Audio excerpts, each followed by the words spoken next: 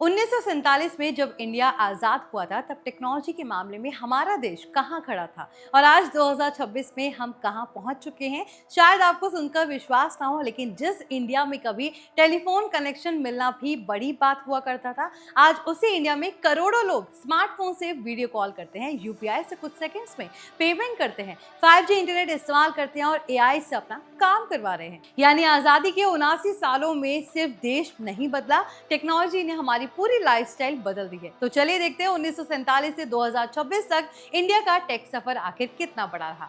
Hi everyone, you are watching NBT tech on the go. I am your host Mohini Singh. आज़ादी के समय India एक ऐसा देश था जहां मॉडर्न टेक्नोलॉजी और इंडस्ट्रियल इंफ्रास्ट्रक्चर काफी सीमित था। कम्युनिकेशन के लिए टेलीफोन और टेलीग्राफ जैसी टेक्नोलॉजीज मौजूद थी, लेकिन उनकी पहुंच बहुत कम लोगों तक थी। कंप्यूटर तो आम लोगों की कल्पना से भी बहुत दूर था। इसके बाद इंडिया ने धीरे धीरे साइंस और टेक्नोलॉजी को डेवलपमेंट का हिस्सा बनाना शुरू किया। शुरुआती दशकों में एटॉमिक एनर्जी, स्पेस रिसर्च और साइंटिफिक इंस्टीट्यूशंस पर फोकस बढ़ा और यहीं से भारत की अपनी टेक्नोलॉजी कैपेबिलिटी की नींव मजबूत होने लगी। स्पेस टेक्नोलॉजी में इसरो का सफर इसका सबसे बड़ा एग्जाम्पल है। जिस देश ने सैटेलाइट और रॉकेट टेक्नोलॉजी में शुरुआत से काफी चैलेंजेस का सामना किया, वही इंडिया आज मून मिशन से लेकर मार्स मिशन तक कर चुका है और अपने स्पेस लॉन्च सिस्टम्स को दुनिया के सामने साबित कर चुका है। फिर आया कंप्यूटर और आईटी रेवोल्यूशन। 1970 से 80 में कंप्यूटर धीरे धीरे इंडियन इंस्टीट्यूशंस और बिजनेसेस में आने लगे और 90 के बाद आईटी सेक्टर ने इंडिया की पूरी इकोनॉमिक स्टोरी बदलनी शुरू कर दी। सॉफ्टवेयर सर्विसेज, आईटी आउटसोर्सिंग और टेक्नोलॉजी टैलेंट की वजह से बेंगलुरु, हैदराबाद, पुणे और कई दूसरे शहर ग्लोबल टेक्नोलॉजी मैप पर आने लगे। यानी इंडिया सिर्फ टेक्नोलॉजी इस्तेमाल करने वाला देश नहीं रहा, बल्कि दुनिया के लिए सॉफ्टवेयर और आईटी सर्विसेज बनाने लगा। इसके बाद आया इंटरनेट का दौर। शुरुआत में इंटरनेट काफी महंगा और लिमिटेड था, लेकिन धीरे धीरे इसकी पहुंच बढ़ती गई। फिर मोबाइल रेवोल्यूशन ने पूरी कहानी बदल दी। पहले मोबाइल फोन सिर्फ कॉलिंग, एसएमएस के लिए इस्तेमाल होता था, लेकिन स्मार्टफोन्स आने के बाद फोन ही हमारा camera, TV, bank, map, shopping device और एंटरटेनमेंट सेंटर बन गया।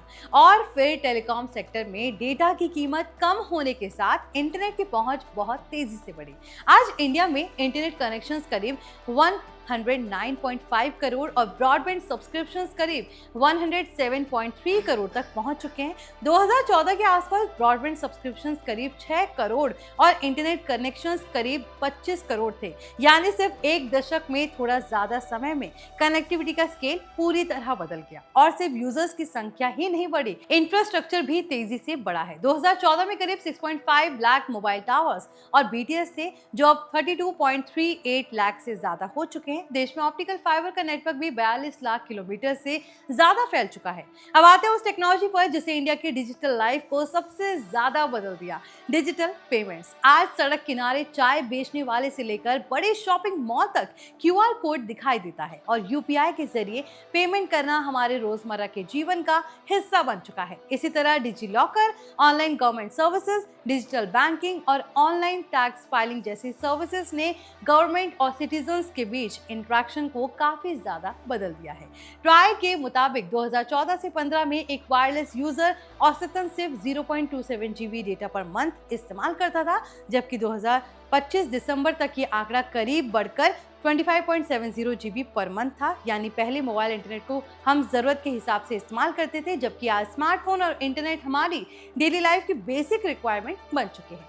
और अब हम पहुंच चुके हैं 5G और एआई के दौर में। इंडिया में 5G रोल आउट इतनी तेजी से हुआ कि देश में अब 5.41 लाख से ज्यादा 5G BTS साइट्स मौजूद हैं। साथ ही इंडिया अपनी इंडिजिनस 4G टेक्नोलॉजी को भी बड़े स्केल पर डिप्लॉय कर रहा है, जिसमें बीएसएनएल के 1 लाख से ज्यादा साइट्स पर इंडिजिनस 4G टेक्नोलॉजी के इस्तेमाल का जिक्र डिपार्टमेंट ऑफ टेलीकम्युनिकेशंस ने किया है। यानी अब इंडिया सिर्फ दूसरे देशों की टेक्नोलॉजी खरीद कर इस्तेमाल करने की कोशिश नहीं कर रहा, बल्कि खुद टेक्नोलॉजी डेवलप और डिप्लॉय करने की दिशा में आगे बढ़ रहा है।